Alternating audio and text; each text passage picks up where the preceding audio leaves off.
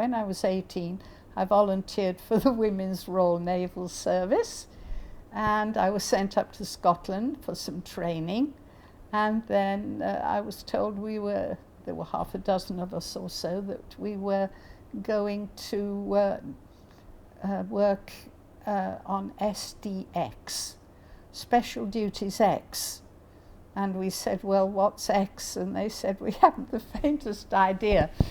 And then we were inducted into how to operate the Turing bomb, which is the subject of the Imitation Game film. The whole personnel in Bletchley and in the outstations was 75% women.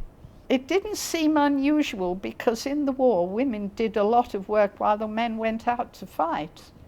So it didn't seem, I worked not only with women, all the bomb operators were girls in the Women's Royal Naval Service, but all the technicians were RAF. They were all RAF mechanics. The bomb machine would stop if it found certain answer. It thought a certain setting on the drums which related to information that was sent to you from the intelligent huts. So when I would be a checker, I would be sitting there pressing little keys and watching little lights come on. And if I got certain confirmations, such as A equals Z and Z works out at A, for example, and there were enough of those confirmations, I would have a rather elegant red voice scrambling telephone, and we would ring up and we would say, or rather we wouldn't say, we think we have a stop on this particular code menu. We had like a little mini code, if you like.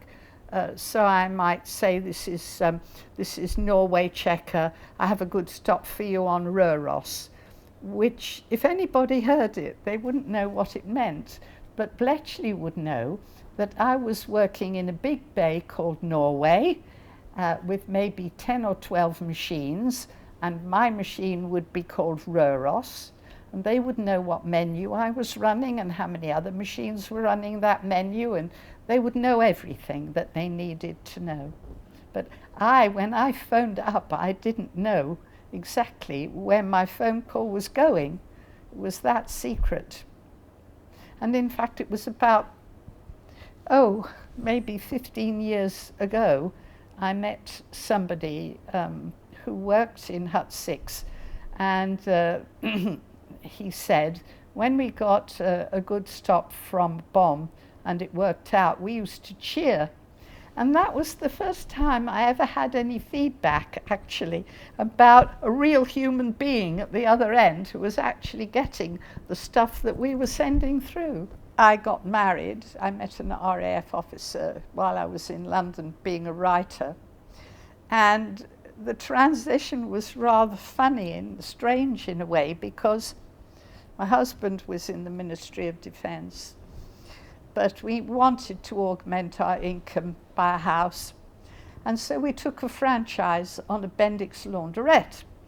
So there I was as a manageress of this laundrette. I had 12 machines in front of me with the drums going round and round, just like the bomb machine. And here was this ex-RAF officer coming in to mend them at night. So really it was home from home. There was hardly a transition at all. 30 years after the war ended, and a man called Fred Winterbottom wrote a book called The Ultra Secret. And that told that we had broken Enigma. It wasn't widely read, this book. I don't think many people read it. Nobody took much notice of it. I remember telling my husband,